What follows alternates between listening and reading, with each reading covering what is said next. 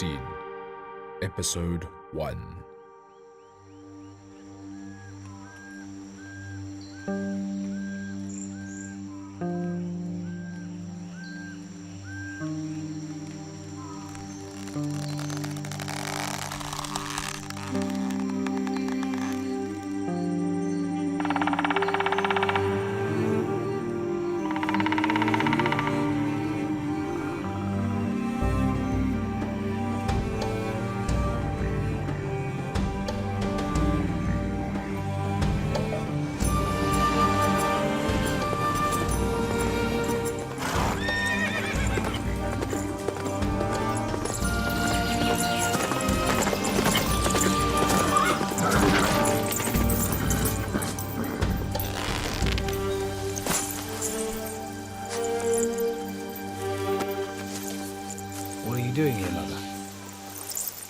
What are you doing here?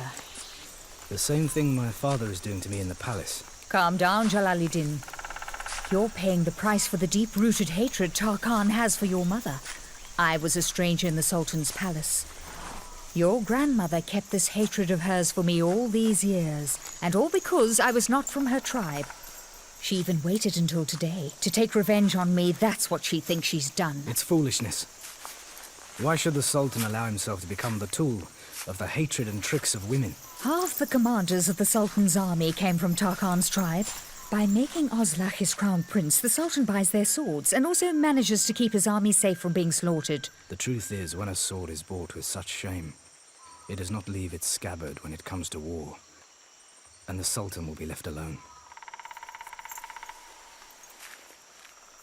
What the Sultan has to do is win over hearts and not swords. The Sultan's heart is with you, Jalaledin. I swear to God I would have given up what's rightfully mine if my father had stripped me of it out of his own will. Not because he fears his mother or her tribe. Look, I'm afraid of Tarkhan's hatred as well. Even much more than your father is. Don't let Tarkhan take you away from me, Jalaledin. If you don't go to the palace, that will weaken Ozlak's position as crown prince. Don't let them consider you as a silent claimant to the Sultan's throne. Go to the palace and pledge allegiance to your brother. Don't tear apart your relationship that you have with your father and break your mother's heart by not going. Ah!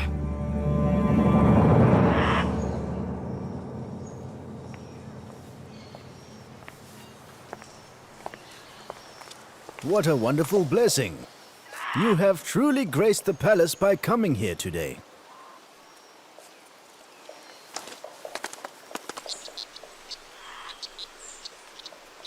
You know, I almost lost my sight trying to find the Emir Bukhara in all that fat and bulge. I'm actually amazed that I could see you at all. So tell me, what's going on in Bukhara's paradise? From Khorazm to Iraq, I'm quite sure that a single fruit doesn't fall off a tree in a garden. Nor does a sheep give birth to a calf without you knowing about all of it first, Nazareddin. So please don't ask me what you already know. Don't be so sarcastic, Emir. The Sultan has arms and legs and eyes and ears, you know. You see, you and the rest of the Emirs are the Sultan's arms and legs, and I'm his eyes and ears. Well, may God grant the Prime Minister a very long life. I thought that the eyes and ears of the Sultan are his Prime Minister. But you know, you really cannot expect much from those weak eyes and even weaker ears. The truth is, the Sultan has many of those eyes and ears, O Emir Bukhara. I am one of the smallest among them, and of course, I am also a very naive person for wanting to express myself. Tell me, do you know what I pray for night and day, Nazareddin?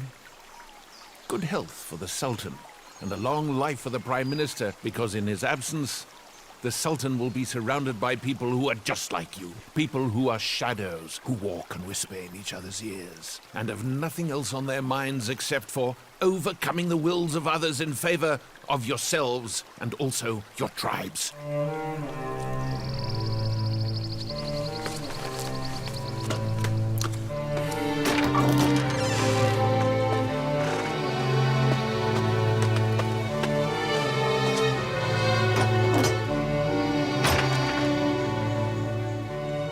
That they would know this place inside and out. Today, Today, it has been about 150 years that the great Khwarazm dynasty has been ruling over this land.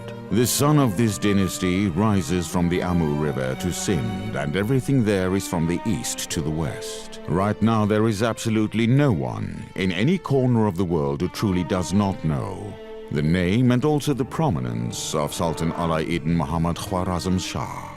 And that being said, we must be truly thankful and grateful for the magnificent king that God has blessed us with. Because all of the affairs of the world, and also religion, cannot be handled properly without a strong and dominant government. But for every coming, there is a going. Mankind is mortal, and all of us are simply just guests for a certain number of days in this house which is called the world. The world that we spend our entire lives in. What remains is He, the one and only great, almighty, all-powerful God. O Amirs, nobles, and commanders, on this auspicious day, the Sultan, based on long-standing tradition and interests, and in the presence of you, who are the emirs of different parts of the land, the commanders of his armies and the men of great stature and position, the Sultan chose Ghotadin Ozlag as his successor for now.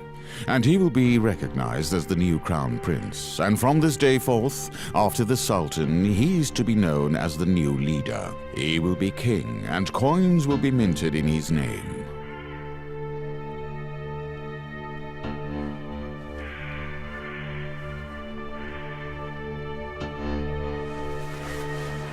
In the name of the Almighty and All-Powerful God, and on my command, I proclaim you now as the 8th Khwarazm King. May you live a long life.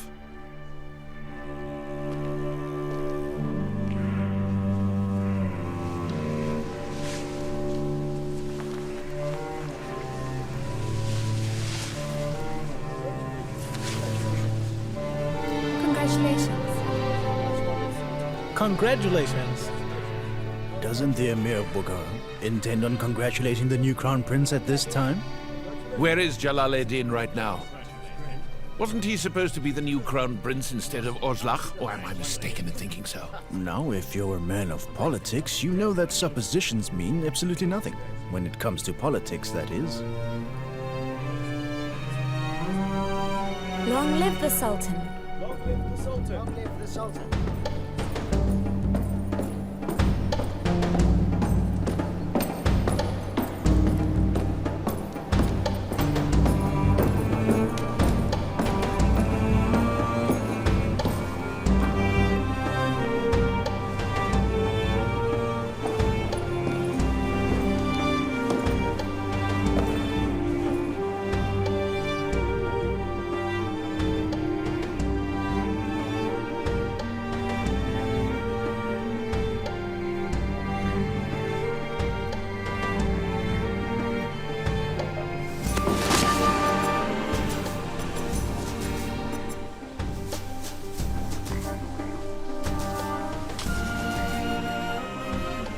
Congratulations, brother. You are well worthy of the robe that is given to you, of the Crown Prince.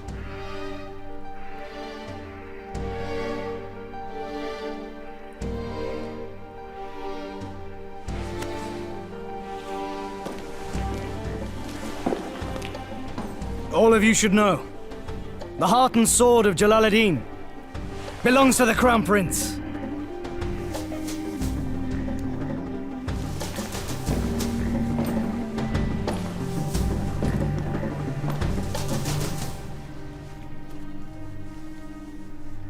We are having a celebration today, and I, just like any other father, would like to see both of my children at this special gathering, standing next to each other. Your ceremony is entertaining enough. I'm not a man of celebrations, father. I detest parties and receptions.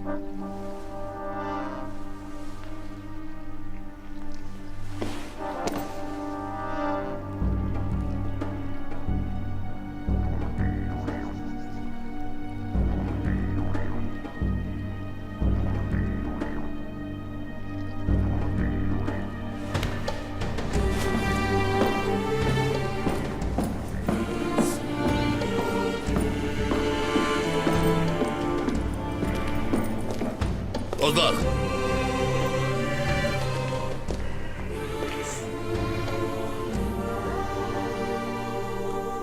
Jalaledin is a bit harsh. He knows war better than celebrations. Control yourself, son. You should honor your stature. It's Jalaledin who has to respect my stature, father. Even if you do become Sultan, Jalaledin is still your elder brother. Have a good time on the occasion of this auspicious day.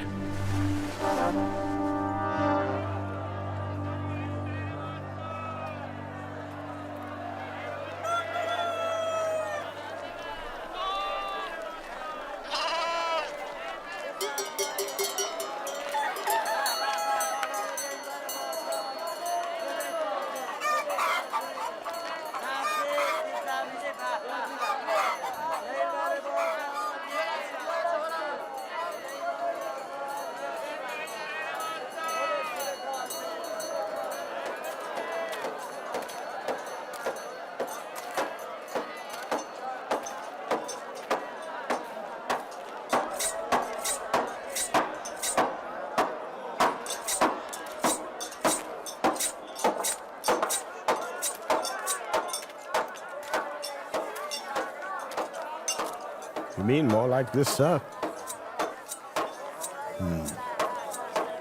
Yes, it is very nice indeed.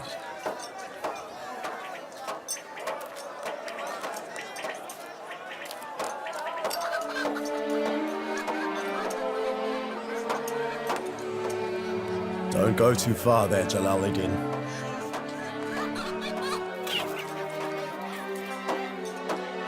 Can I at least go see the birds, please?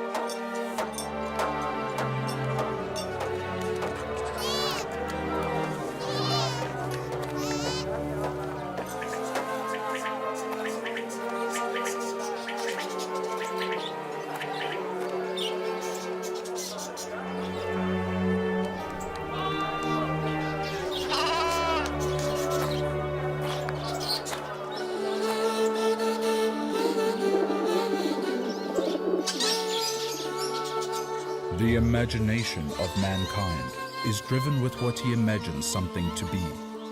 The thought of a garden takes you to a garden if you really think it, and the thought of a shop takes you to a shop. But in these imaginations, what you don't see is the deception, which might be hidden in places you would never think of. What you don't see is the regret of having gone there. And that's when you say, I thought it was for the good, but it wasn't.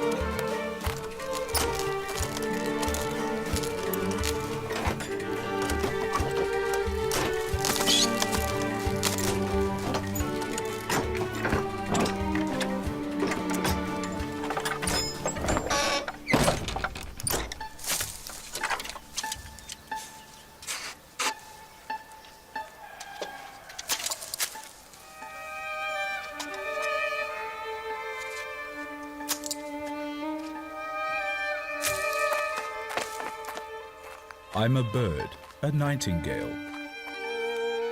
A parrot. If they tell me to make a different sound, I cannot do that because this is my language. I cannot do what I cannot. This is the way that life works in this world.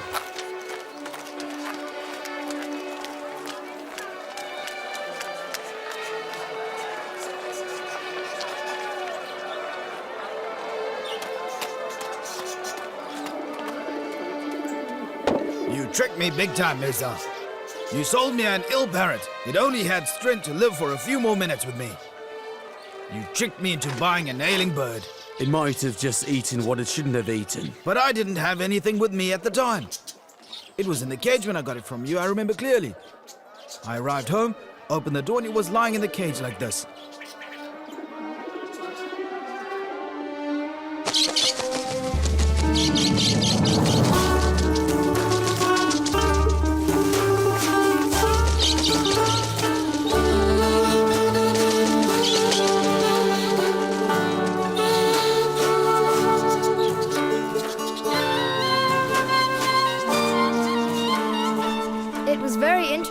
It was unbelievable. The seller was holding the parrot's wings, looking at it like this, to see what happened to it. All of a sudden, it happened. The parrot came back to life. The dead parrot came back to life and flew away. So the dead parrot came back to life, you say? Yes, it flew away and went into the sky, Mother. The poor seller is unlucky. What about the poor buyer who had paid for it? It was an intelligent parrot, son.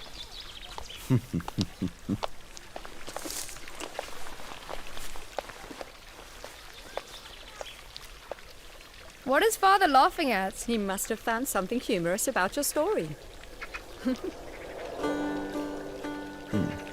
So the parrot died. To be freed, you see. That's right. The parrot pretended to be dead and was then freed. It was singing and very much alive in captivity. But when it stopped being amusing, things had to change. It then decided to free itself. That means sometimes choosing to be silent is more effective than speaking aloud. It's without mishaps. Wisdom is like rain in the monsoon season. It is endless and rains down on all those who want it. But it pours down only as much as it is deemed necessary.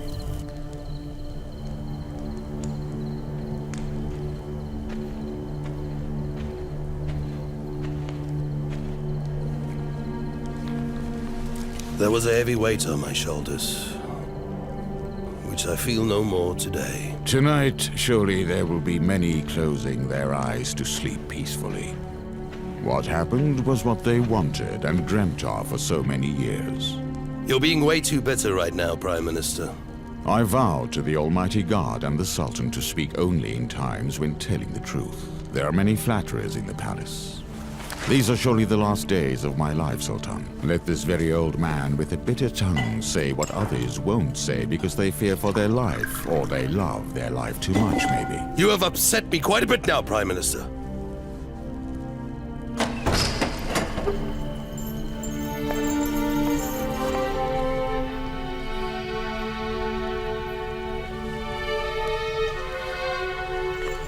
What are you filling up the ears of the Sultan with now, Prime Minister?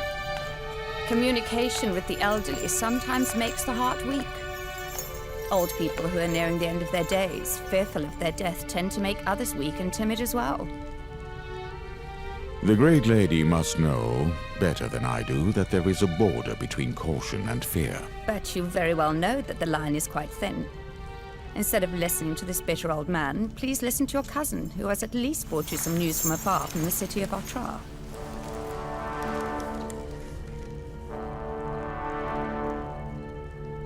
Come closer, Khairka. Don't be a stranger. I really hope you have good news for me right now, my cousin. I've heard enough bitter words for the night and need a change of mood.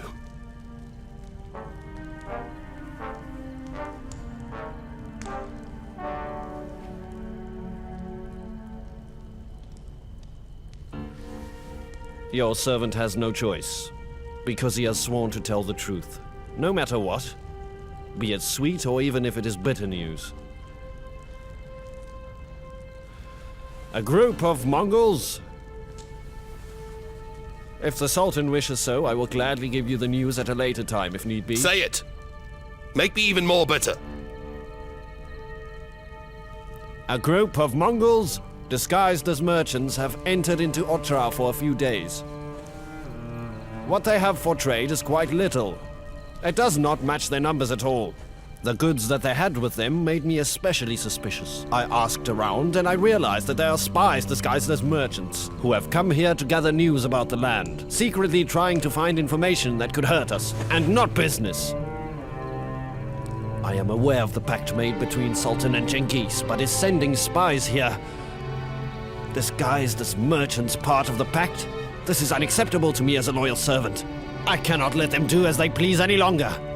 I am a border guard of the truly great Khwarezm kingdom. I cannot stand by and watch the Mongols betray us. I won't allow it. And if these secret spies, who are now in Otrar, leave the city, which is a border area, and enter the other parts of the land, what are we to do?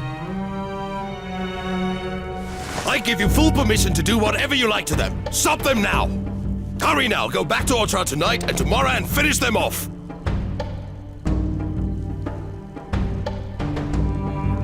A rush to kill the Mongols, even if they are truly spies, might be a little too hasty. Silent, Prime Minister! Silent! You do as I said immediately. Hurry right now, Gaya Khan, and finish it off soon tomorrow in the best way possible. You can go. But Your Highness, please listen to me. That's enough out of you, Prime Minister. You turned the ceremony for the Crown Prince into a mourning procession with the things you said. That speech you gave, was that how to introduce a new Crown Prince, or to pray for the death of the Sultan?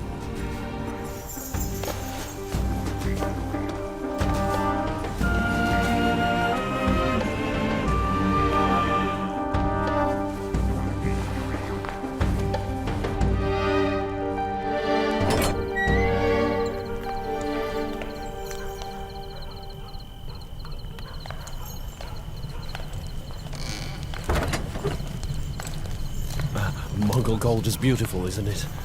Gold is always beautiful, really. It's as if the Mongol gold has a different shine to it.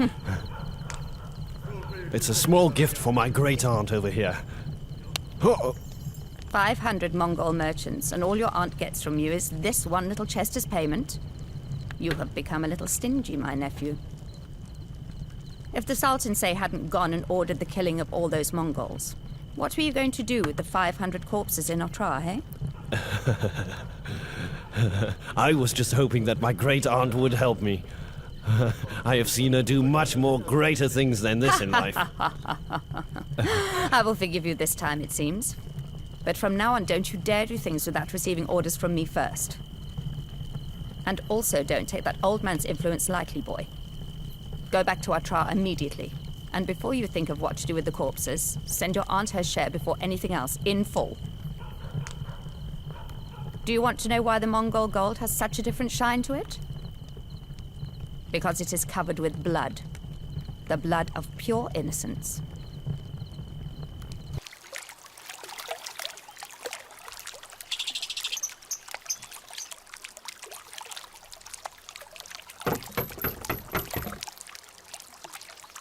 Coming.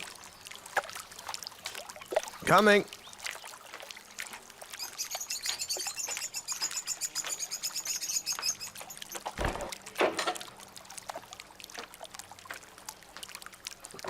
Is Behrouzian Valad in? Yes.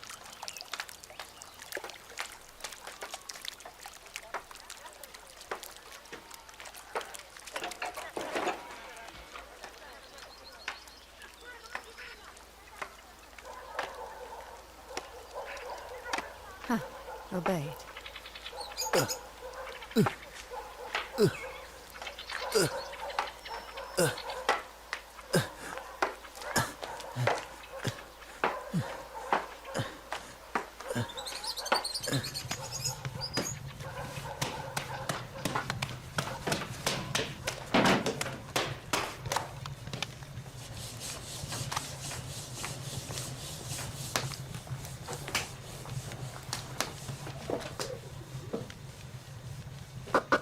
Who was it, dear?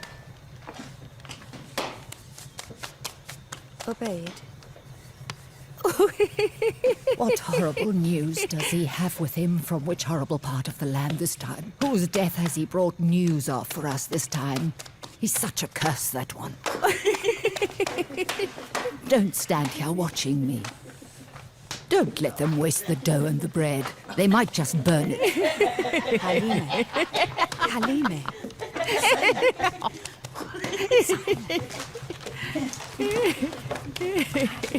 Don't let the dough go to waste, Halime.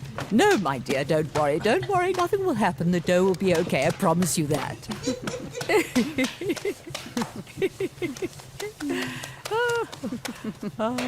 It's quite shocking. The number of the murdered merchants has actually surpassed 300. And for everything that I've heard, they say that Lady Targan's nephew was behind the massacre. And some of the people have even been saying that it was an order from the Sultan, because everyone knows that he has always had his eyes set on the land of China. In fact, he has used this as an excuse to drag Genghis toward Iranian soil. But you see, Genghis has made a vow on his Asa and Yasa, and so it seems that's the Mongol law, that he will definitely turn Iran into ruins. I truly hope that the danger can be avoided.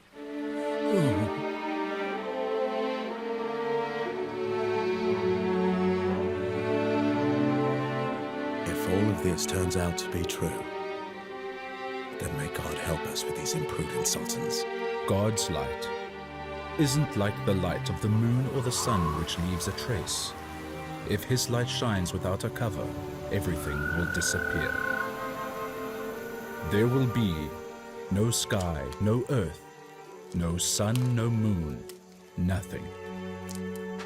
Everything will be gone completely. Aside from God, nothing will remain. No, he didn't eat.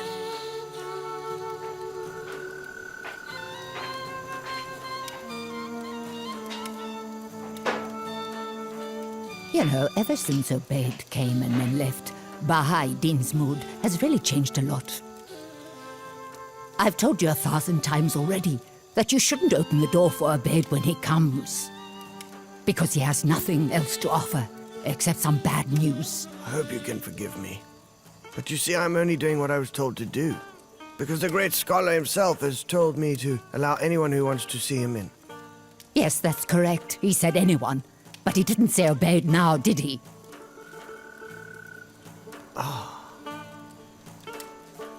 Mother? Should I go ahead and take it to him?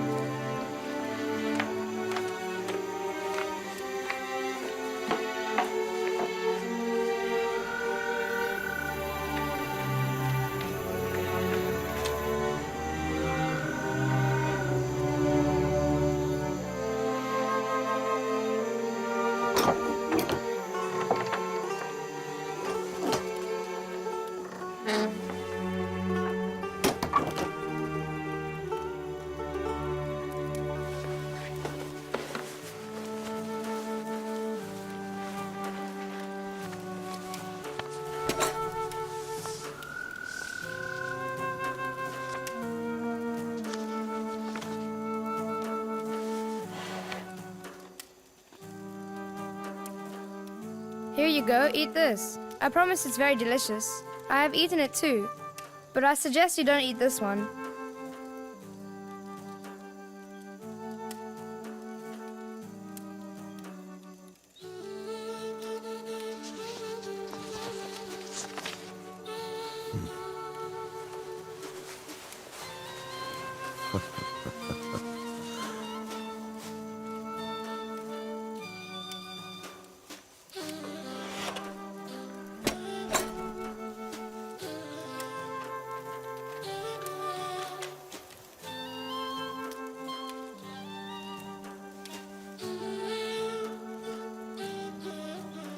Let's eat together.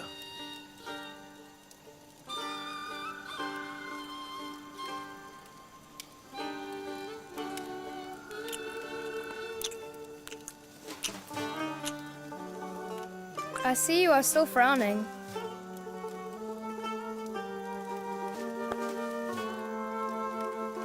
Why does grandmother consider Obed to be a bad omen?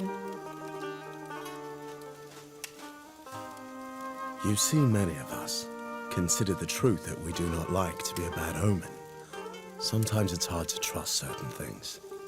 In the nature of mankind, all of our knowledge is in fact deeply embedded. For his soul is able to see every single hidden flaw, just like the purest of water. It shows everything that is hidden underneath it. Whether it is stones, earthenware, or anything else.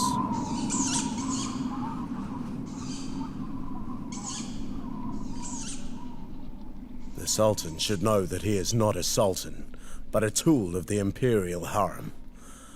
The Sultan also knows these things in charge are the people who are living on this land, and that they are the ones who also provide the Sultan with bread and water. So without the people, I don't think that he is even worthy of leading a pack of horses. The Sultan must know and realize that Iran does not belong to him. All that he does is take the taxes of the people, and then he goes to his bedchambers and retreats back to his hunting grounds. The way that he actually governs the land, it is done with a closed fist and very poorly. We have a God, and a prophet, and a Quran, which are in fact our criterion and our foundation for our political world.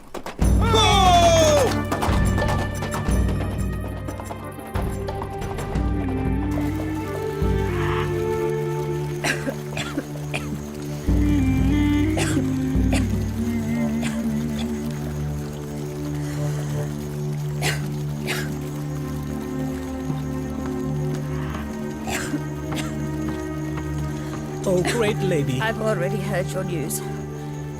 I want you to go back to Balkh and continue doing what you were doing until the messenger of the Sultan brings along new orders for you. And do not let anyone get suspicious of you. Your wish is my command. The court steward will take care of all your work while you're gone.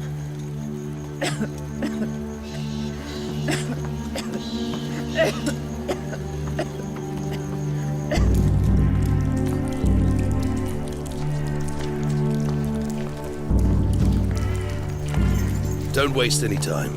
Put everything in writing. Have you heard the news from Balkh? You can go. Well, I've heard some things. You should know that I'm just like you. I have my own spies. That is good. So I'm quite sure that you have heard that this time Baha'u'ddin's sword has aimed more directly and sharper than it ever has before. As a matter of fact, he actually had some words for you too. Yes, I know. I know that. Now tell me, are you planning on just hearing without doing anything about it? What exactly can I do? Do you want me to drown Baha'u'ddin or hold a ceremony? And then stab him to death in front of everyone? Don't be so sarcastic. And please don't act like I'm your enemy, Sultan Muhammad. Baha'u'ddin Falad isn't just a simple preacher you know. If you do not put an end to his voice right now, you will be hearing his words from thousands and thousands of other people.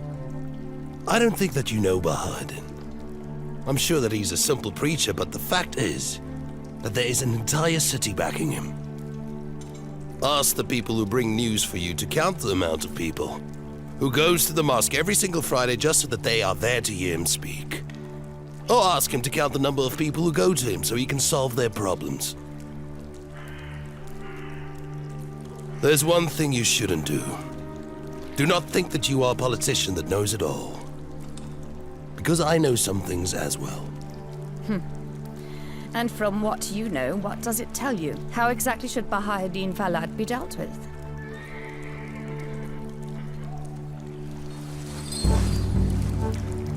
You see, I believe that there are much better ways than just killing him and create fury among all the commoners. Because today, he is actually like a warrior who is armed with different types of weapons. We have to make sure to disarm him, one by one. And I think we know. that there's only one person that can solve this problem.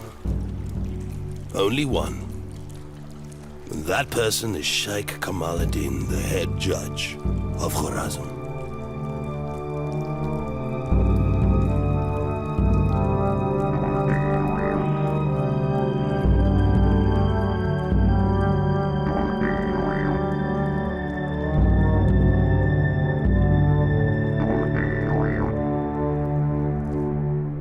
The final conclusion is, if you are in love with someone, it is because you've been drowned in the beauty. You have drowned in their grace, and the art, and the overall ability of that person. They have become more mysterious to you. So for now, you should consider every single thing that Allah has created, all the mysterious things, the beautiful and the astonishing. And then you should watch the things He has done. Witness how magnificent it is, and He'll let you in. Bravo! Bravo! Anyone who is in love rarely loves his beloved, and is also a witness to the glory and the beauty of his beloved.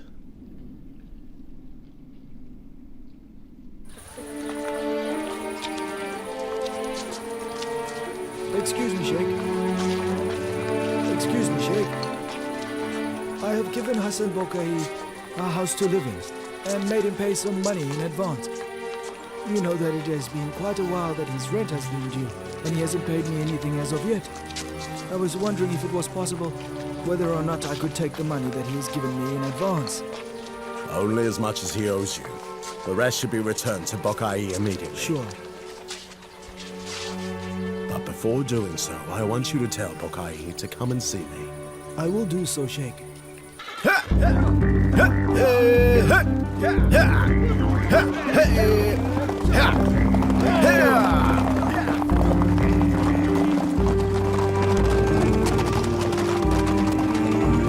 Open up the gates!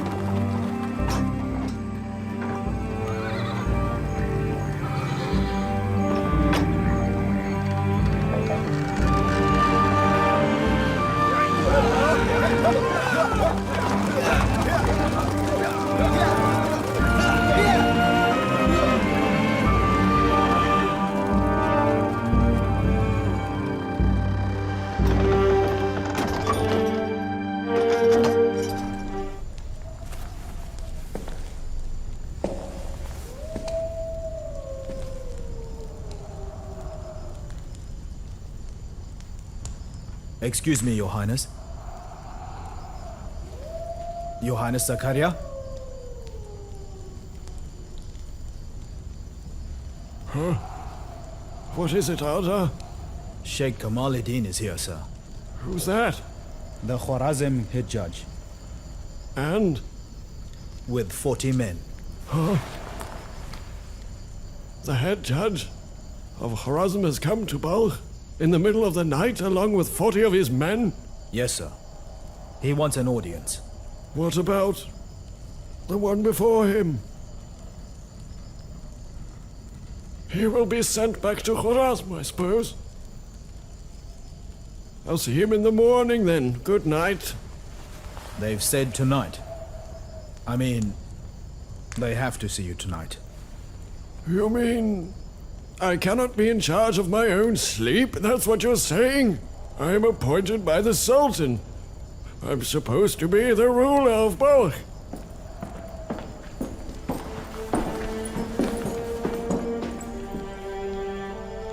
I've witnessed the rule of the ruler of a city in chaos. It's pitiful at most. Get out of my quarters! I'll give you an audience tomorrow so you can speak, all right? Do as you're obliged, Ada.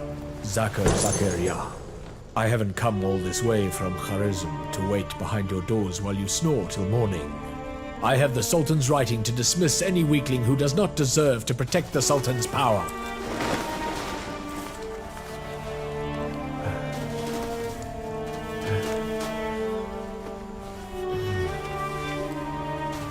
What is it then?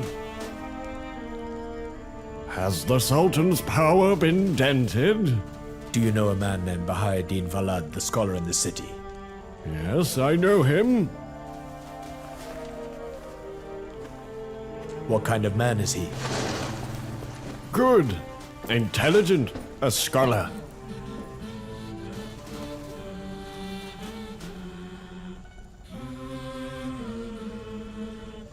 Well organized. Angry. Without mercy.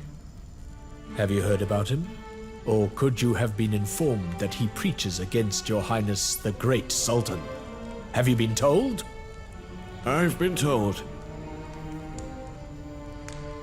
Then, what kind of ruler is this ruler of Balkh? He has many followers. And what he says are only words. We have never had a rebellion because of his words yet. What about him issuing rulings? Many people are going to him to ask to issue verdicts. People take their problems to him, and he issues verdicts and rulings. He's influential and decisive. And your judges are nothing but useless puppets in this city. Aren't these called acts of sedition and rebellion? Shouldn't you be tending to them? I rule based on the foundation of compromise. By turning a blind eye, the commoners are more law-abiding when there aren't any soldiers and guards walking the alleys and streets day or night.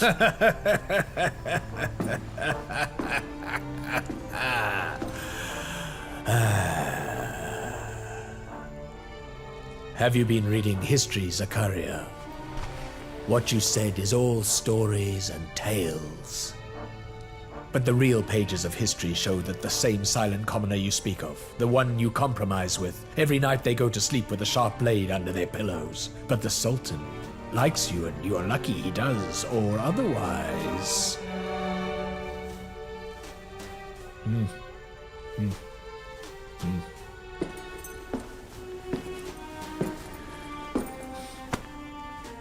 But fundamentally, you are a good man. You can keep your position. But you know from now on, I will be the one giving the orders. Just keep that in mind, won't you? Remember, just remember this. No ifs and buts.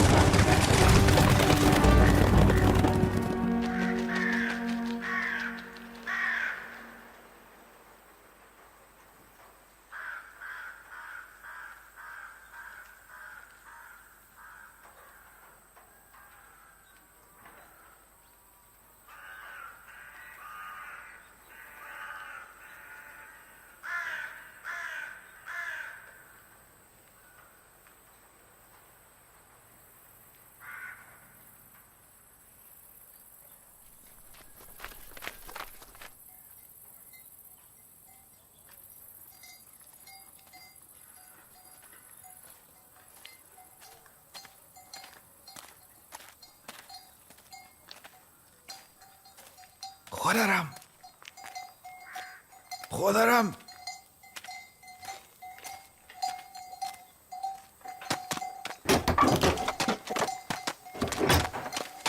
Khodaram! Khodaram!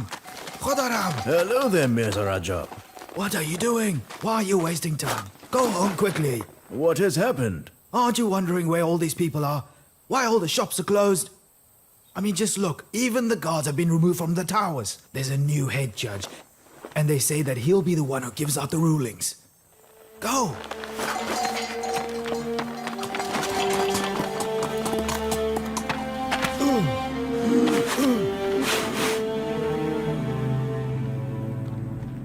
They've taken over Balkh!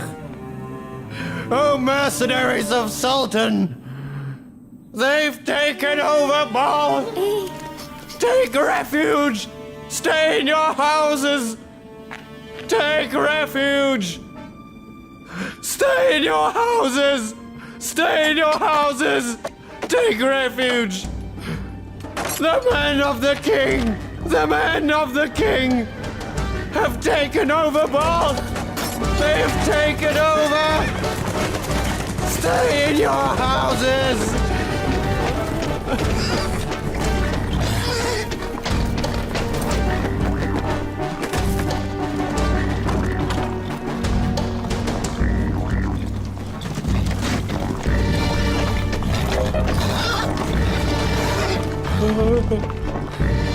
Let me go.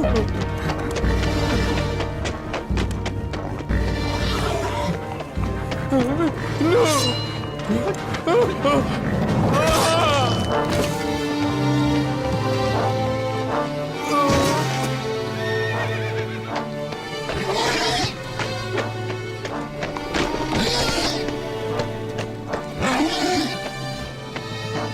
From now on, Balkh is under the control of the men of your highness of the great Sultan Muhammad Kharazm.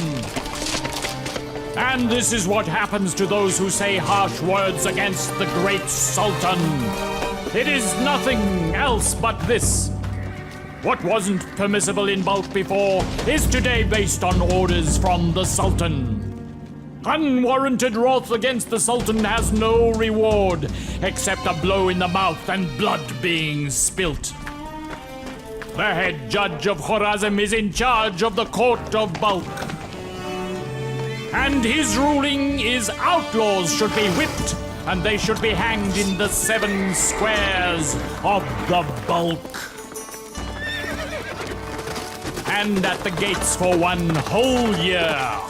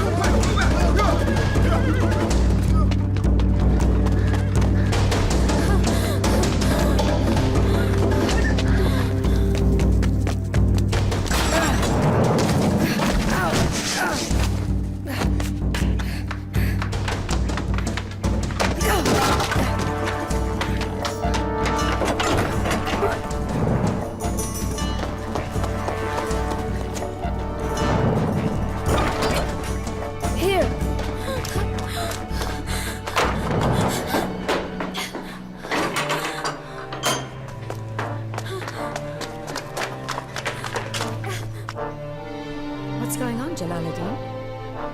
Who's this? The soldiers! The soldiers were chasing her!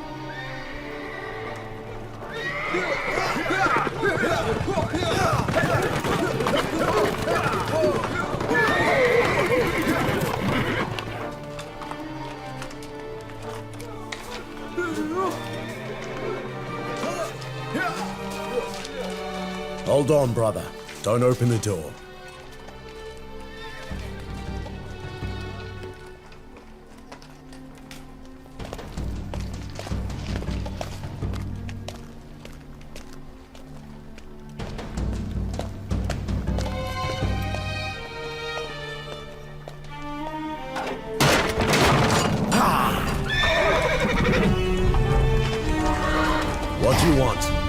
Send out the girl. Aren't you ashamed? Leave this place! You fool! You still don't know that you're standing in front of the soldiers of the great king of Kazem. And this is the house of Baha'u'llah. Leave this place! Wait a moment!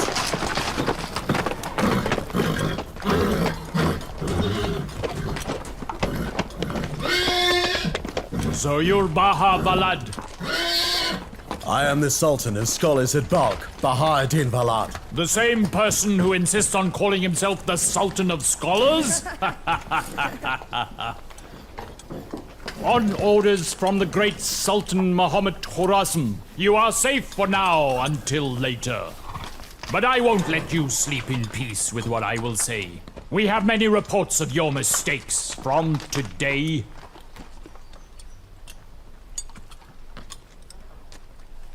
It will be harder for you, O Sultan of Scholars, mark my words. Try to find a way to escape. Let's go!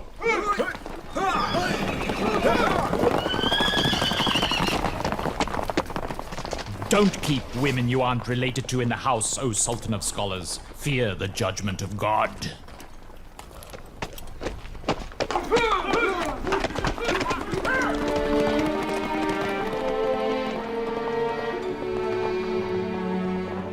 The god is continuously looking for the thieves to arrest them, and the thieves are always on the run. The irony is when the thief chases the god and wants to arrest him.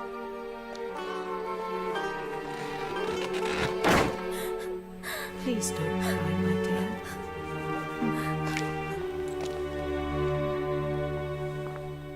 Get up, girl. Get up and go home. Take her home and go from the rooftops.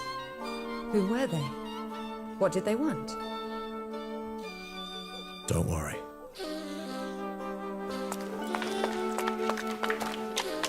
Today the soldiers killed someone in the city square.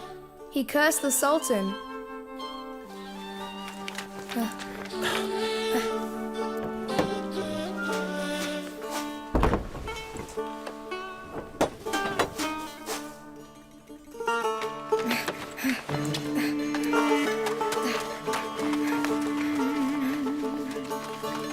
Just hang on.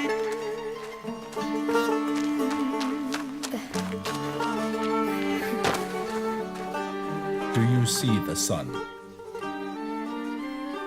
In the light, we walk and see and distinguish the difference between right and wrong.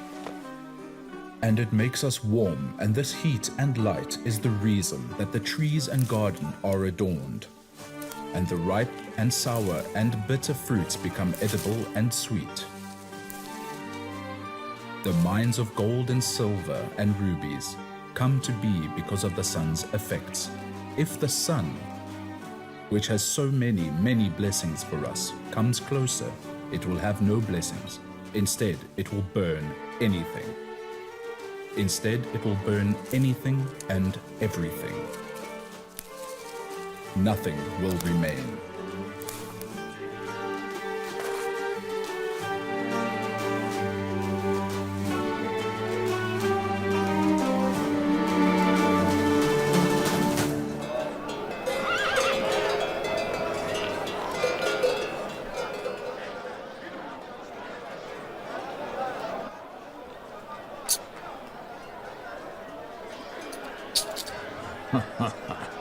There.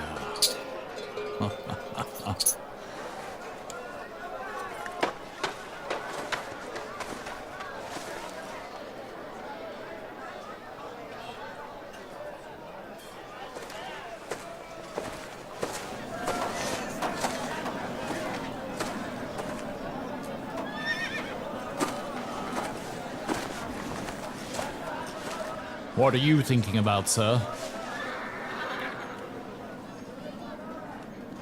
I'm thinking about what you said and what that girl said to you. The struggle between me and the Sultan of Scholars will be a sweet account. But with the knowledge and decisiveness that I see in you, Jalaledin, this sweet account will not take too long. Well, actually, it will take very long. But I am a worthy rival when it comes to long stories like this one.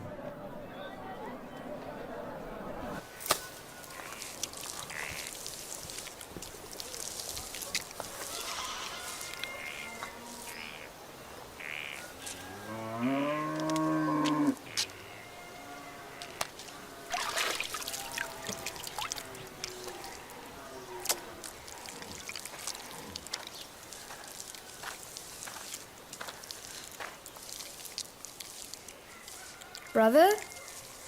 Yes? Why were the soldiers helpless when it came to dealing with Father and left? Why do people listen to Father and then obey him?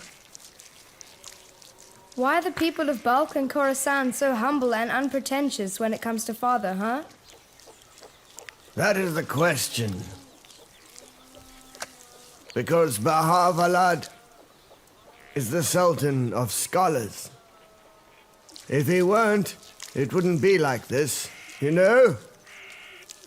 It is just like this because he is the Sultan of scholars. It is pain that leads mankind in everything he does. And if all the pain and all the temptation and all the love do not awaken in his soul, he will not do what he intends. He will not be able to do what he wants without pain, be it in this world or the next. Don't. Grandmother? What do you want aside from grapes? Tell me, Grandmother, why are Father's words so influential that they even overpower the soldiers? I said don't touch that. Please tell me. What do you want? I want to know why Father is so powerful that there was no one that has the ability to disobey his commands. Well, because Baha'u'llah is a man, and that is how a man should be, okay? I said don't touch the grapes. A man's word should be so influential and so powerful that no one can have the ability to even try to disobey his orders. Put that down, Jalaledin. Then why isn't Brother like that? Oh, let me call your mother. Child! Yes, Mother, what is it? Can you please come here and take this barrage of questions away from me?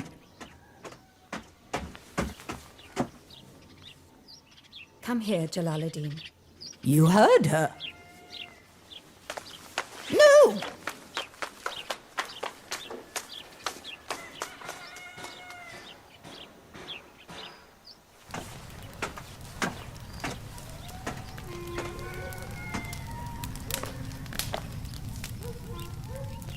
Stealing grapes now, are we? I'm stealing grapes because I'm hungry. Well, if you're really that hungry, then how would Jalaledin like a bowl of ash? Yes, please.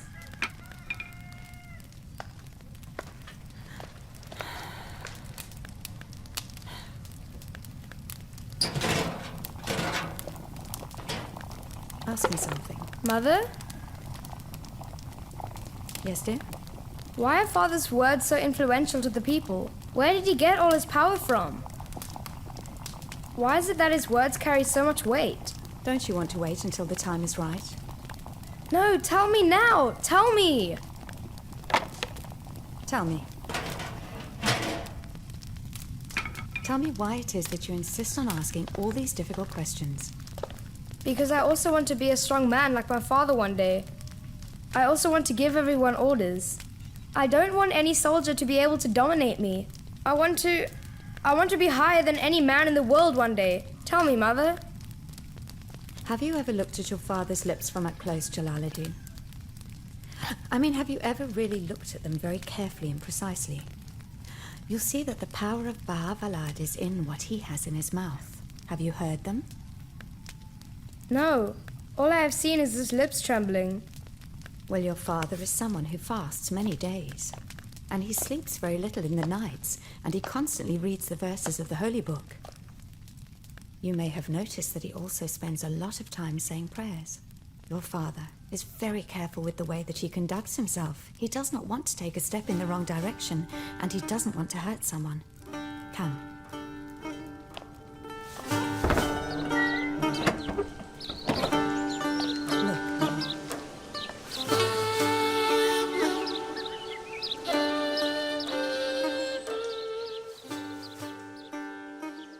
If someone says something nice about someone else, the good of it will come back to him in some way or another.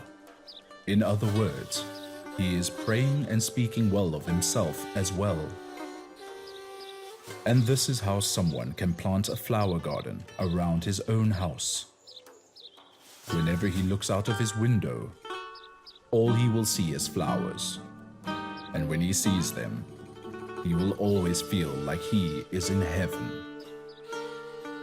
When he became accustomed to saying nice things about people, when he became used to saying someone's praises, that person became his beloved. And whenever he thinks of himself, he will be thinking of his beloved as well. And remembering that the beloved are like flowers in a flower garden, and his spirit is at peace.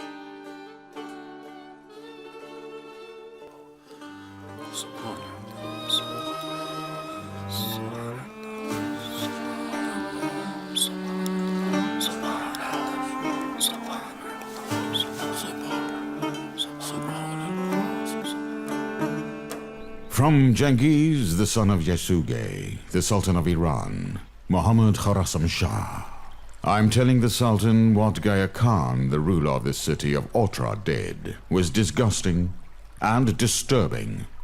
Based on the good relations between you and I trust that you will accept and grant me my request for Gaya Khan, ruler of the city of Otrar, to be handed over immediately to my messenger and men immediately. And if not, the friendship accord between our two nations will be void. Well, Genghis the Mongol has to pay for his brash words towards you.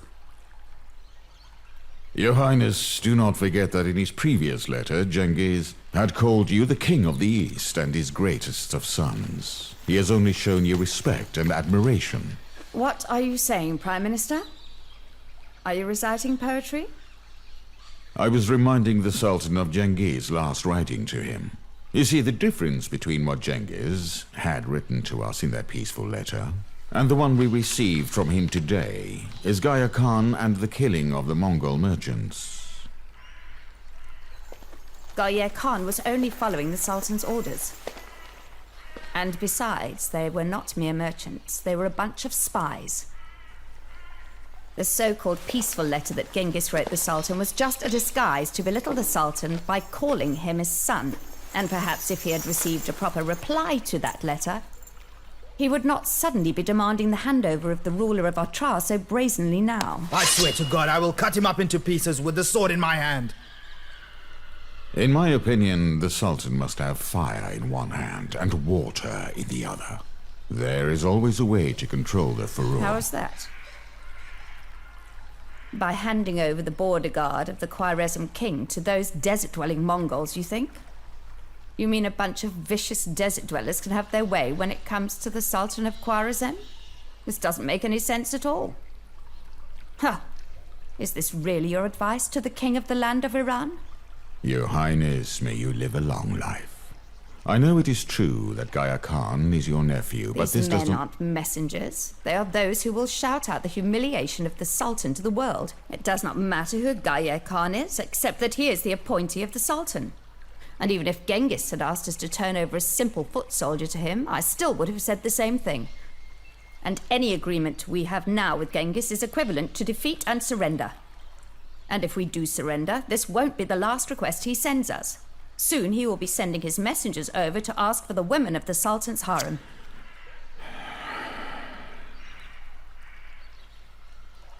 You know that standing up to the Mongols now and eliminating Genghis will be your chance to enter into the East. Just think about that.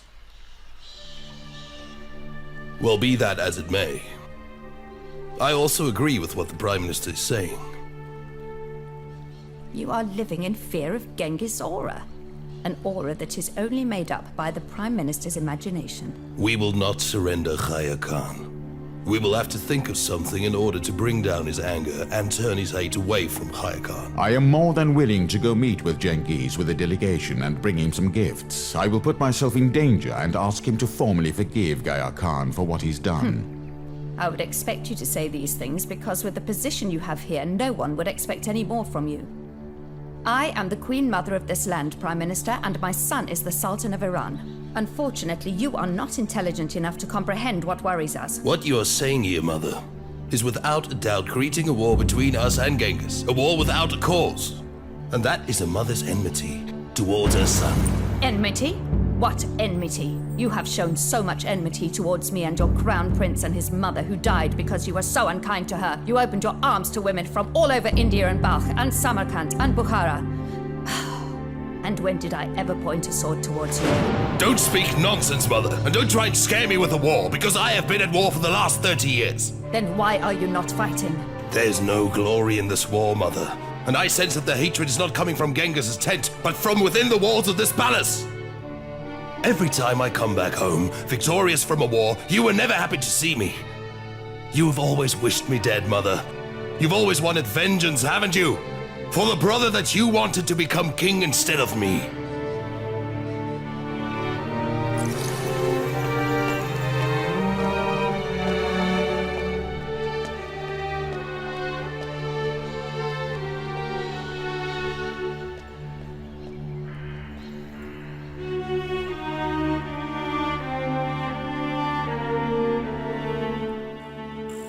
He'll hit it! He will! He missed it.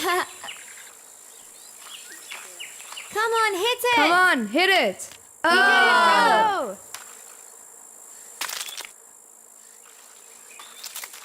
Guys, come on, stop guys! Let me hit it. Well done, you finally did it. Hey, it's my turn! He can't hit it. No, guys, you can't do it! It's my turn! It's my turn! I want to have a turn! I told you. Come and do it, Jalaledin. He can't do it. You can't either. You can't either. Oh, no! Where are you going? Go back there! Science! Science! Science! Science! Science! Science! Science! Science! Science! Science! Science! Science! Science!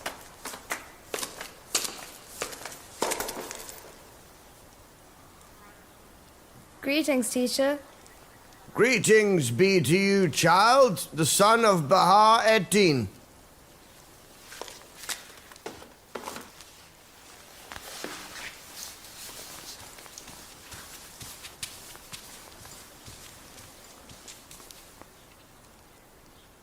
Why are you standing there like that?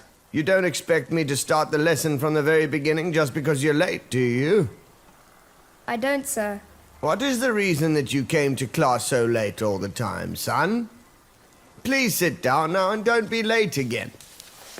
Even though we all know you will just do as you please, right? Ready? Yes. Weak. Weak. Blessing. Blessing. Blessing. Blessing. Why are you staring at me like that, Jalaledin? Please forgive me, sir, but it looks to me like your eyes are becoming yellow. Yellow? I have become yellow? One day my father told me looking yellow is the sign of jaundice. Jaundice, you say? Teacher, do you feel nauseous at all? Well... Yes, teacher, even your eyes are becoming yellow. Huh? When you entered the classroom, you almost fell, remember? Must have been the dizziness. God forbid. But these are all the symptoms of jaundice. Are you being serious, Jalaledin? The teacher's hands are shaking. Huh? Look, Jalaledin. Yes, you're right. Did you only eat bread for breakfast, sir? But how did you know this, Jalaledin? I can easily tell by the way you look, teacher. Why, don't you have a headache? I do. I've had a bad stomach ache for the last couple of days as well. And your eyesight is going black as well, isn't it? Hey, be quiet. The teacher's not feeling very well.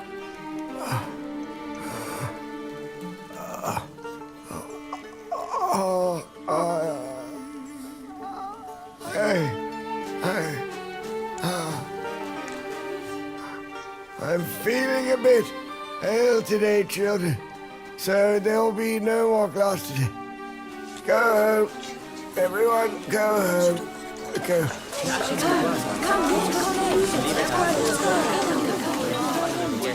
Let's go.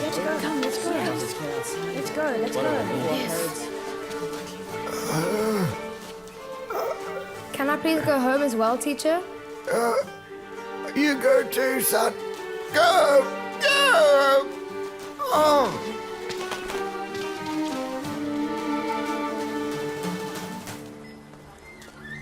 Hey!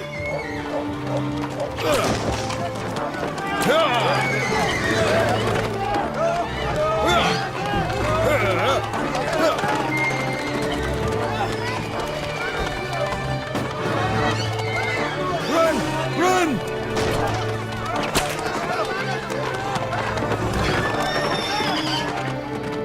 And what I said was based on that. Oh, Sheikh! They've entered the mosque! The soldiers have entered the mosque! The soldiers have entered the mosque shamelessly, Sheikh! All of them! Shame on you, Balkh. And shame on all the people of Balkh. It is you who have chains around your necks, only out of fear that the cruel soldiers of the Khwarazm Sultan will come here and take away the ragged garments, bit of food you have. Go. Go now and fight for what has happened to you people.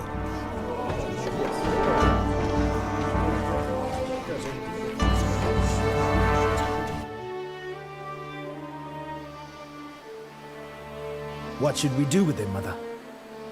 You can see that. We've made things easy for you. Their hands and feet are tied. Now you can finish what your father left unfinished. We will teach Genghis the great and important lesson today.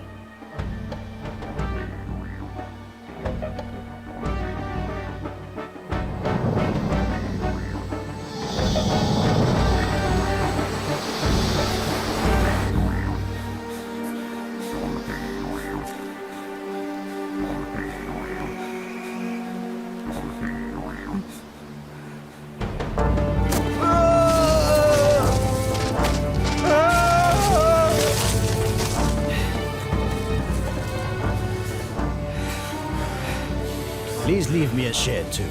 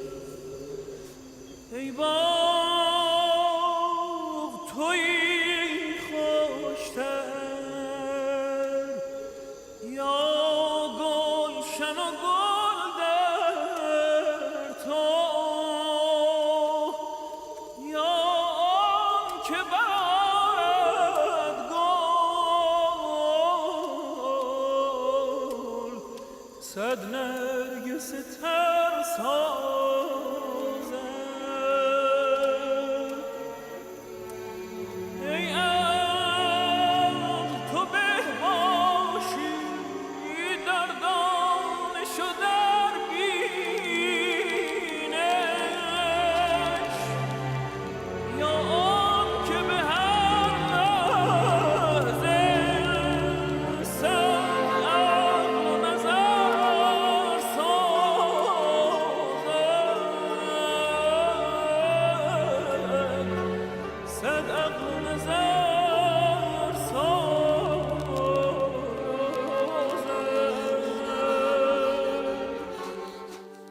The night is very long. Long enough to speak of secrets, and long enough to ask for wishes, without worrying too much about the anxiety. The anxiety of mankind and the problems of friends and enemies alike. At night we find that there is a certain peace and tranquility in the darkness. The Almighty God has pulled the curtain. Glory so be that to what Allah. we do Glory is be safe to and Allah. secure from deceit, so they can be pure.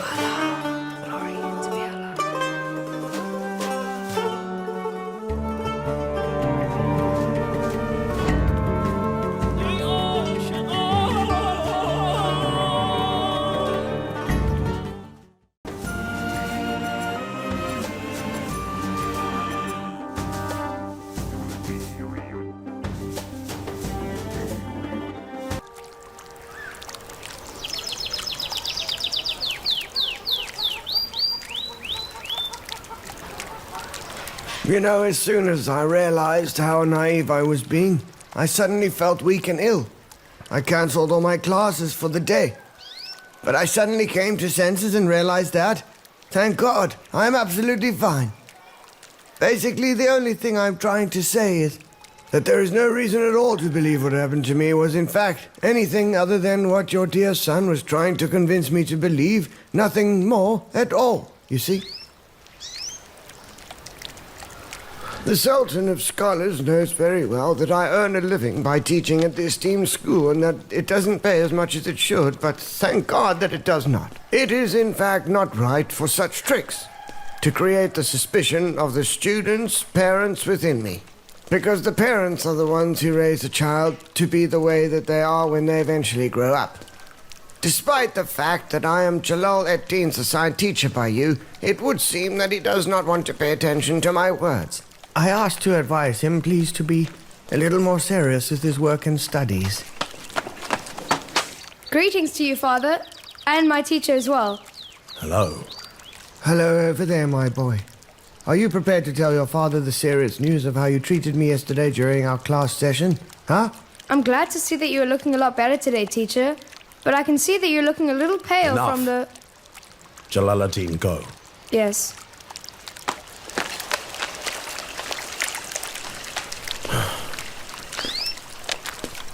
The thing that Jalaledin did had one great advantage, and that thing was, I was able to see one of the greatest educators, in bulk after a very long time, come and visit me again. Thank you. We will pray strongly for Jalaledin. God willing, we will find a way, so that he doesn't create problems anymore. I apologize for all the trouble he caused you yesterday, teacher. Don't take children's naughtiness to heart, please, Master.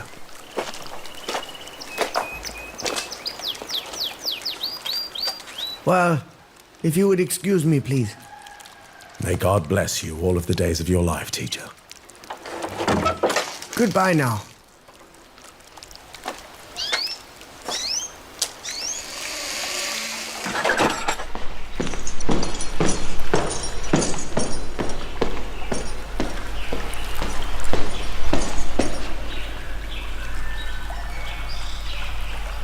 The Sultan is asleep.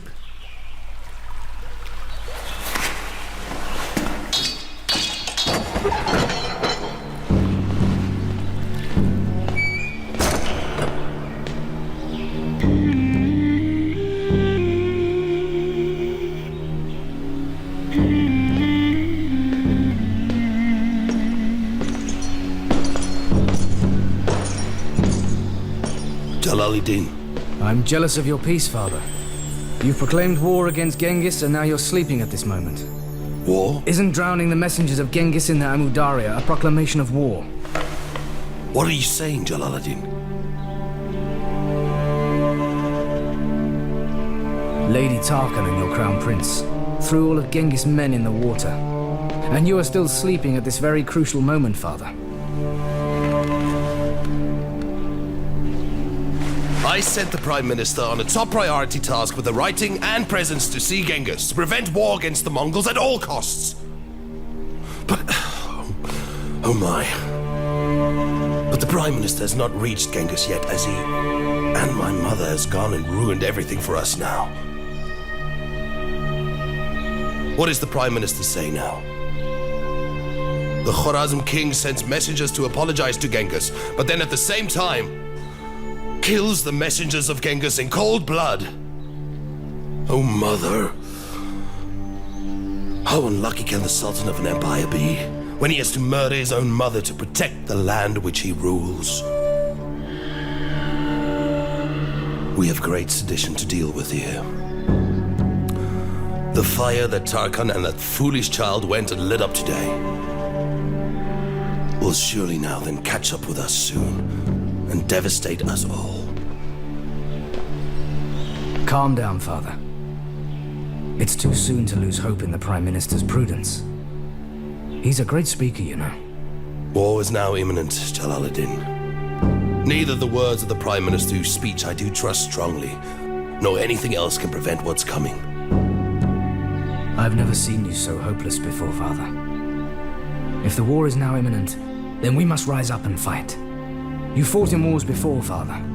I have fought, and the hardest battle I've taken part in was against a small group of Mongols. They are bloodthirsty people. They have no mercy on men, women, children, or the elderly. Then why did you order the brutal murder of their merchants in Otrar? They were devious spies, carefully disguised as merchants then. But then those other four, they were really peace messengers sent here. Genghis does know the difference between the two very well. Otherwise, he would never have sent messengers with a written peace offering at all.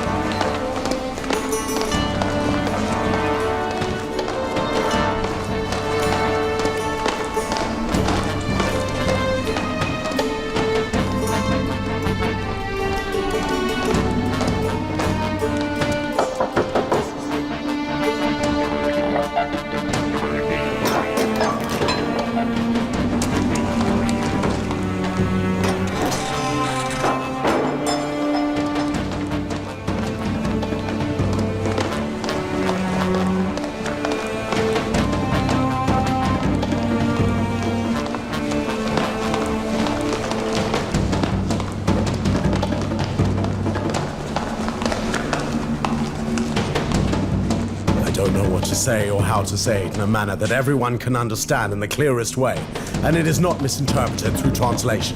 They kill 300 merchants from a neighboring country overnight and stock up all of their dirty warehouses from what they can take from all the innocent commoners. People, I say this without any tint of fear. You are bearing the brunt of the Sultan's rule in the palm of your hands, and all his ignorant army which protects him and surrounds him, all of his dirty spies and cruel torturers. All of the land is under the control of the Sultan because of the taxes they force you to pay so they can build up their armies, to stand up to the enemies. But hear me today, it is you who they consider the enemy. Friends, believe me when I tell you these things, my good people. I know that. The ears of the Sultan are present right here today, and can hear the words I speak of clearly indeed. So I say this to the ears of the Sultan. Finish your duty and quote the messenger of God. And tell the Sultan these things that I say to you right now, that a non-believer might still be capable to rule us now, yes, but injustice can never be lasting.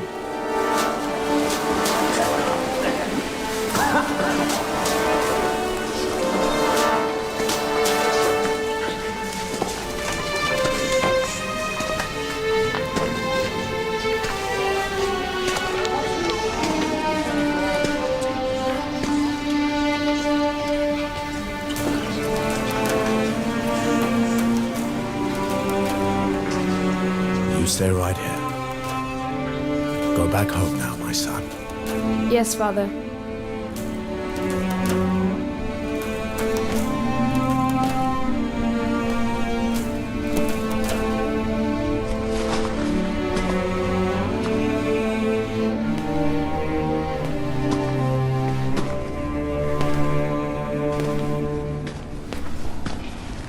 You've created chaos in the city, O Sultan of Scholars Bahauddin Valad. They've informed me that the new High Judge of the city is awaiting to see me if I am not mistaken of this. Such a surprise indeed. It's astonishing how times have changed. The head judge does not call upon the people, but he goes to the people himself of his own accord, I see. The prophets have recommended humility. That is true, without a doubt.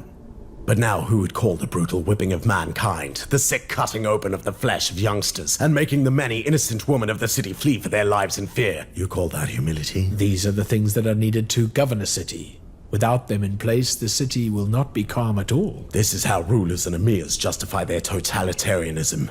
You are the head judge of the city, remember that. Mind your job carefully. That is exactly what I am getting to here. I am doing my job, you are not. What's dignified and worthy of a knowledgeable preacher like you is to preach to the Muslims about the rules of religion and things like that. And I, the head judge of Balkh, appointed by the great Sultan Muhammad Khurasim himself, am in charge. In charge of dealing with petty arguments and problems these same Muslims will eventually have with each other at some point. You think I don't know that these things are my duty? I am well aware of what is required of me as the High Judge, thank you. We had a head judge in this city a while ago before this too. And a few other judges before that as well, but they were busy doing other things and the common man's problems did not interest them. You should know by now that the people accept honest rulings. They do expect to be treated fairly, like honest people of the city here. From an honest judge they trust. And that honest judge will be you then, I presume, the Sultan of Scholars, am I right? Yes, without a doubt. Moayerian. Yes, Sultan of Scholars. Hassan Sarabande has a son who is decent and a believer, correct? I believe he is worthy of your sister. You have my permission to marry the two. I will definitely do as I'm told, Sultan of Scholars. It will probably take place before next Friday.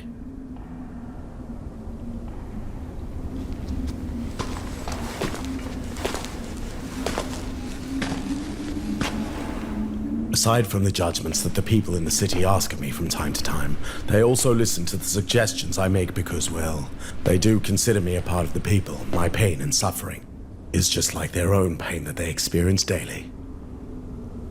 You can go now. The common man does not know every single thing I do, or everything that I say. It is necessary for this world and the afterlife.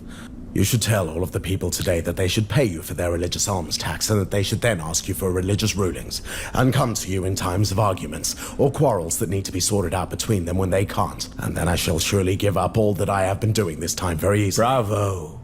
That is what I say to you now. But the thing right here is, the commoners don't take orders from the sword of the Sultan, but from the depths of their own hearts and their own faith. Just like they always have all this time, and will do so in future as well. Hear my last words, Bahauddin Valad. Leave Balkh while you still can. Listen to me now. Listen to me, Sheikh. Think of it as the high order of the great Sultan Muhammad Khurasim, which is being repeated to you. Aside from that, it is the right thing for you to do to leave Balkh so that those who oppose you, God forbid this to happen, don't find the courage to stand up to you and come and disgrace you in front of all your followers. Go very far away from here. Go as far away as you can from the Sultan's lands, do you hear me? You can be very angry at all of the things I say to you now, but one day you will realize that you actually had made the right choice. There is a secret that even the Sultan does not know here, but I do know it. The Mongols will be attacking us imminently. And if I were you right now, Bahauddin Valad, I would leave this city as soon as I can.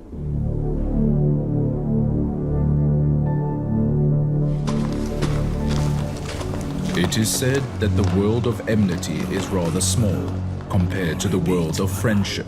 Glory be to Allah. Because people escape the realm of enmity to reach the realm of friendship. But the realm of friendship is also small compared to the realm of friendship and enmity when they are intertwined.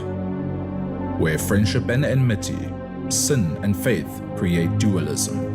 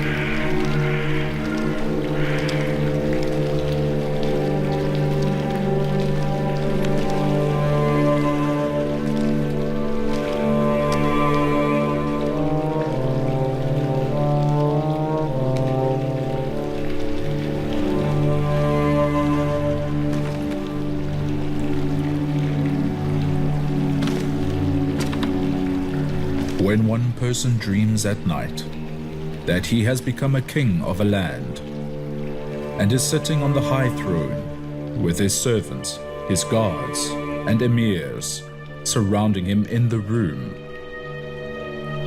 he says, I must be the king of all kings in all the land. There is no king but me in this kingdom. He says these things in his dream, but when he awakens and sees nobody in his big house all alone by himself, this time he says to himself, it is me, and aside from me, there is nobody else. Genghis doesn't fish in a dry river. In fact, he thinks a lot about the things that he does and truly cares about in this world. But he will act decisively and fast when necessary. But still, his silence over the fact that his men were murdered in cold blood is suspicious, don't you think?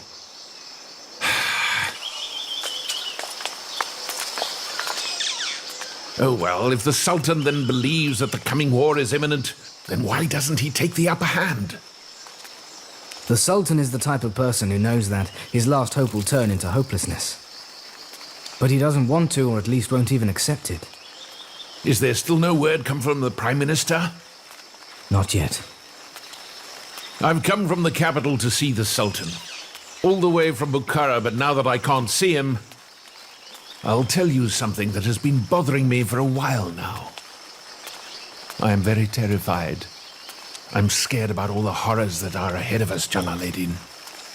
Everyone here in the palace, they know that based on the tradition we hold, and interest we have as well, and competence, you were the one who deserved to be the real Crown Prince. No one said a thing, but the people in the cities know, and they won't remain silent. I'm really saddened to say that the Sultan's name will be ridiculed in the alleys and streets of our towns.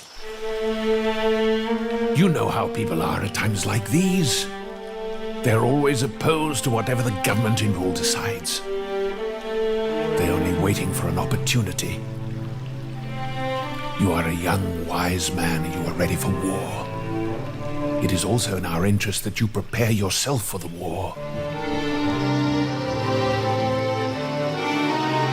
This was a very special present that I had brought along with me on my travel to the Crown Prince's ceremony. This is the biggest and most valuable diamond in Bukhara, and I'm presenting it to you at this moment, who surely is, in my opinion, the one true Crown Prince of the land. The Crown Prince is the one who the Sultan ordered to be. I don't want you to think that I'm interested in being the Crown Prince. On my behalf, announce this. Jalāl al-Dīn has no claim to the position.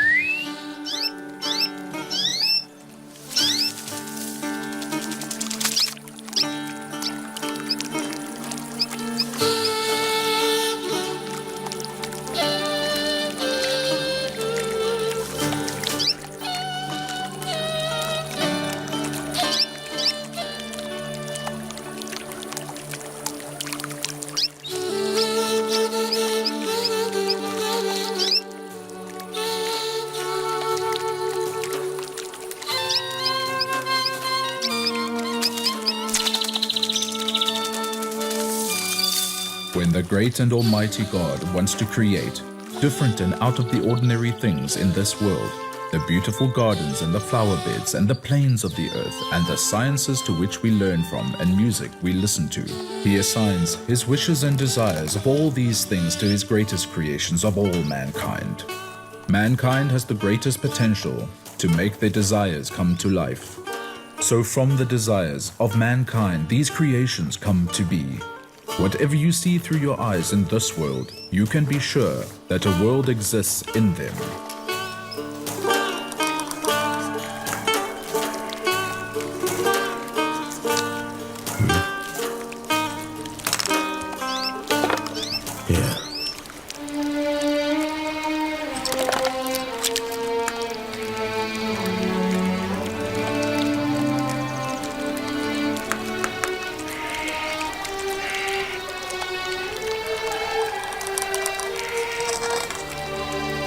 I was very scared for you today because of the things that man dressed in black said to you. That man can't really do any harm, right? Can he, Father? God is aware of all the intentions we hold inside of all of us, of all mankind. In the end, he will support those with a just purpose, right?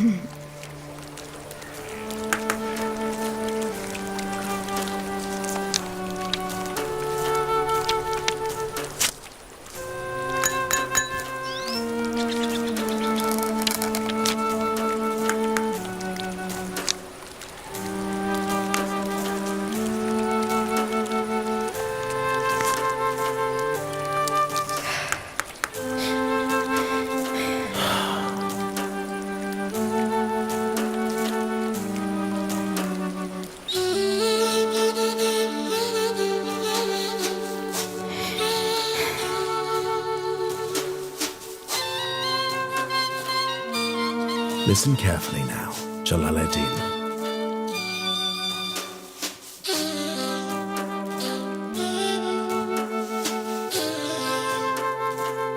The first ant over there says here, look carefully at all these beautiful designs which this reed pen here has created.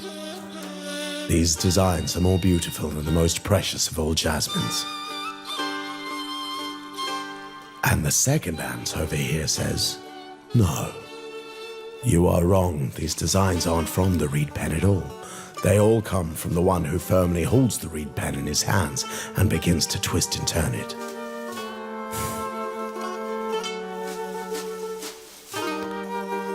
But they are actually both wrong in the end. When they go back to their nest at night and they tell their oldest knowledgeable about all of what they have discussed today, he will then turn to the both of them and say that the creator of all these designs you saw before you is neither the reed pen nor the finger, but God. All that you see is from the power of the great almighty God.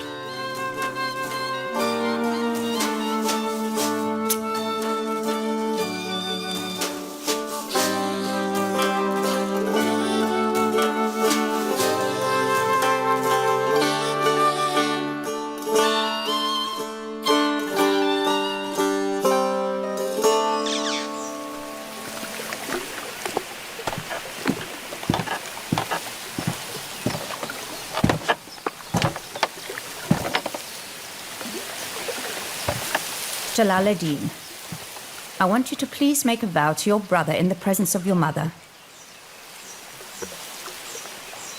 I've already done so in the presence of so many others. Well, I do not care about the rest. Adin, Jalaledin, you two are here both from the same flesh and blood, are you not? Make a vow to your brother that you will remain loyal to him till your last breath.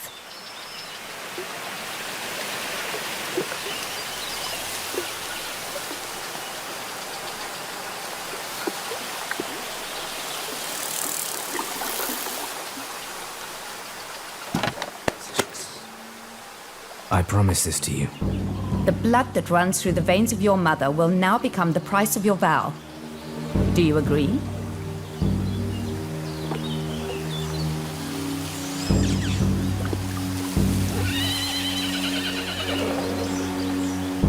I agree. From now on, if an emir of the land decides to give you the tax of the land, you'd better not show any resistance. Show him the large treasury of the Khwarazm king.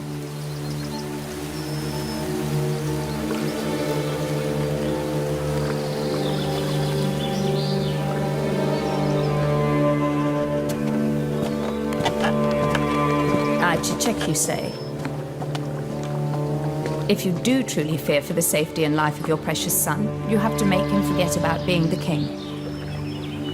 If not, then his enemies might make nice trophies of his precious little eyes and wear it around their dirty necks.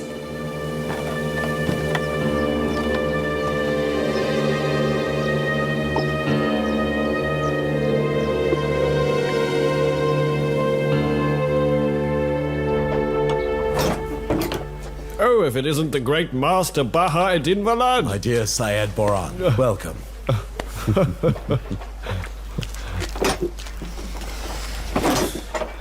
Come inside. It's really great seeing you again. When did you return from your travels? Yesterday. It was past the evening when I arrived at the city gates. Ah, welcome indeed.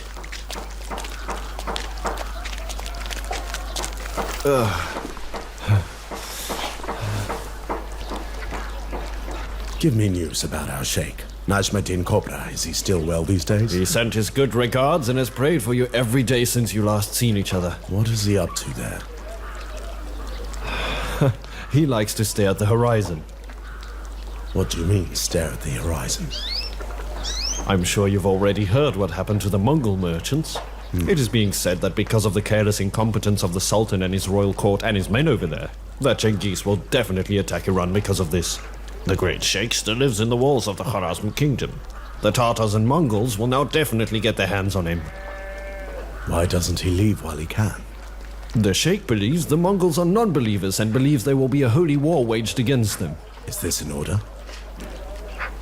He thinks it will be. Can I please say something to you, Baha'u'ddin Muhammad? Say. You suggest that Sheikh Najmuddin Kobra should leave the city and you believe that this is the best option for him. Why don't you do the same as well? You mean leave where I am? The people were recounting the argument you had earlier with the head judge, Sheikh Kamaluddin, the man who was personally appointed by the Sultan himself. Those who love you and you know that there are many of these good people in the city who love you, and now worried about your life and the safety of your lovely family as well. Sayyid Boran, I am always ready to sacrifice my life, and whichever corner God wants me to then go to. I have no choice but to go. I have no say in it.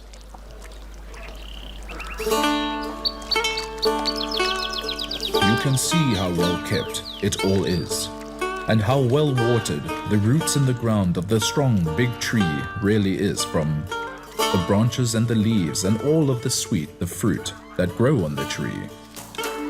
And it is obvious by looking which tree actually isn't watered, because the tree will appear withered down. There lies a secret in all of the commotion of words spoken. The secret is that a lesson is being taught, and from a word suggestions are made.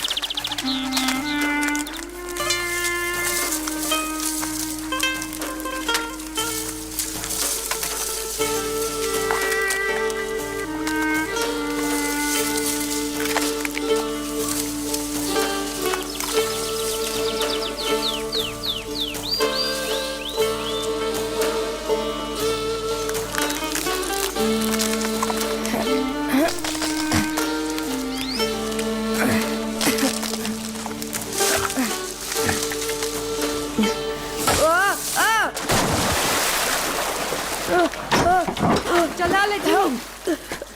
Brother! I'm here. Brother, where are you? Coming. I'm coming. Come over here, boy. Let me see you. Let me see what happened. How did you fall? Let me see. Don't scare me like that. Come inside. Come. Hey, little boy. So naughty, he's like a crazy fire, you know. Stay right here till I get back. Even if I were a fire, I would have been put out when I fell into the water. You have no manners, you careless little boy. Thank God you're okay. Come on, son, come. Sayyid Boran, I want to please leave Jalaledin in your good hands if possible. Jalaledin? Why would you want to do that? I want you to be his tutor, please. You want me to be his tutor?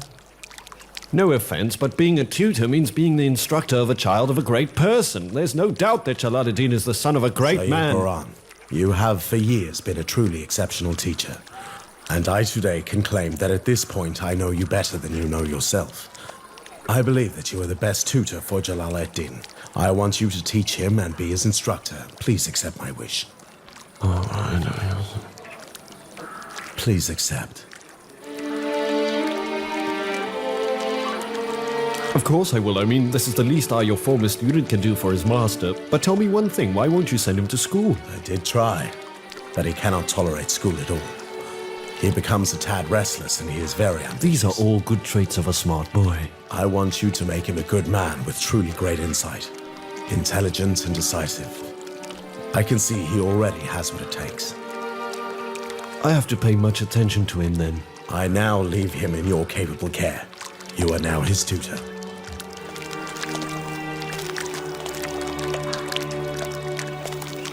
Sayyid Boran, I want you here now to please make me a promise. To please look after him everywhere he goes and always, even long after my death.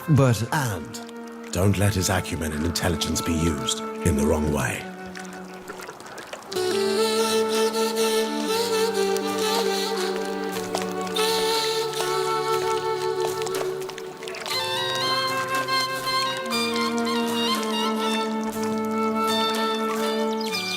They say that the man Sayyid Boran is indeed a very fine speaker of note, but uses a lot of Sanai's poetry in many of his speeches. The Sayyid says, what they say is the same as saying that the sun in the sky is good, but this has its own flaws. They say repeating Sanai's wise words is revealing his words. And his words shed light on things like the sun does daily, and it's in the light of the sun that you can see all flaws. The purpose of the great white light coming from the sun is that it reveals all things.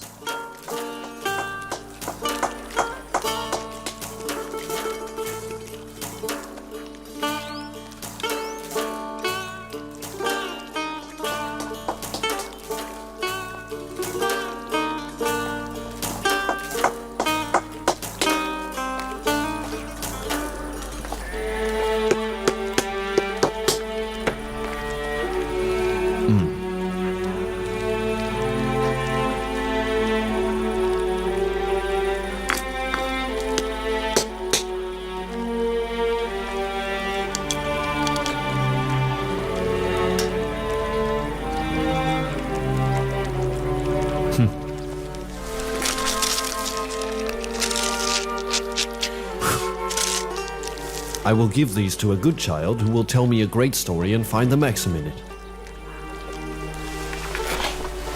What happened? Don't you want almonds or don't you have a story to tell? I'm not such a small child to tell you a story. You are not a child, you say? Then what are you? I am a young Baha'u'ddin who will soon become the Sultan of Scholars. Is that so? So you want to like Baha'u'ddin, I see. The Sultan of Scholars of Khorasan. Very well. These almonds will then belong to anyone who can tell a great story like the Sultan of Scholars and find a maxim within the story itself. Do you want me to tell you the story of a parrot? What happened to that parrot you speak of? A man bought a parrot from a shopkeeper in the market. He then took the bird home, but the parrot was sick. I mean, it wasn't really sick. It pretended to be. Until the buyer brought back the parrot to the shopkeeper.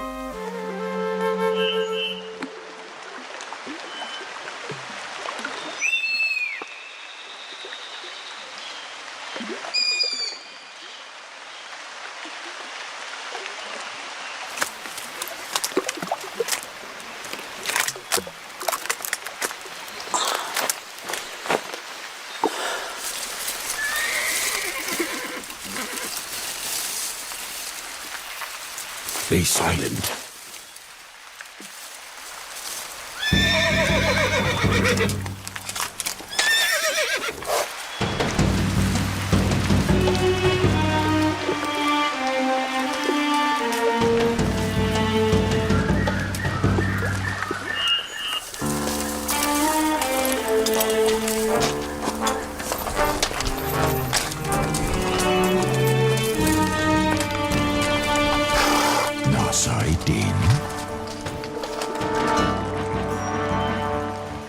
Take your swords out now, men. Don't leave a single one of them alive here. If any of them try to escape now, stop them and kill their horses too.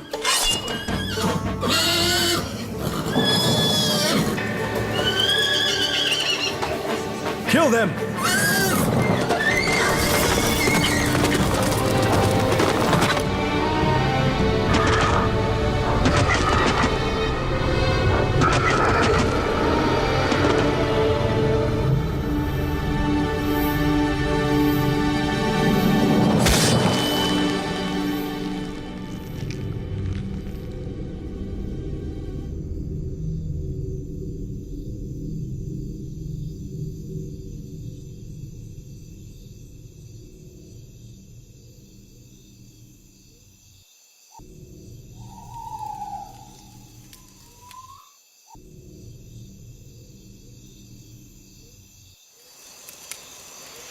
از عافیت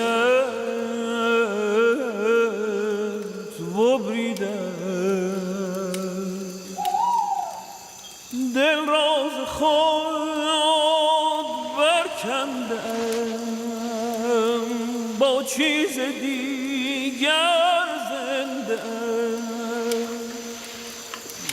دل راز خود برکندم با چیز دیگر زنده عقل و دل و اندیشه را عقل و دل و اندیشه را از بیخواب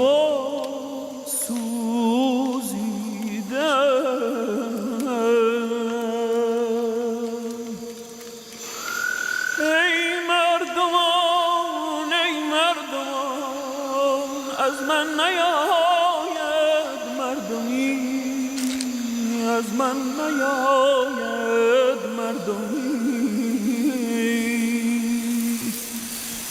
دیوانه هم اندیشه دارم کندر دل اندیشیدم کندر دل اندیشیدم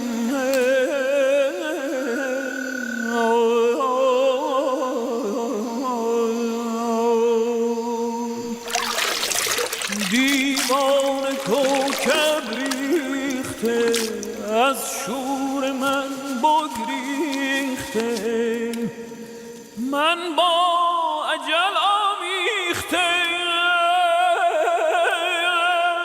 در نیستی پریدم در نیستی پریدم. The state of being safe in a single person's life does not necessarily come with particular signs.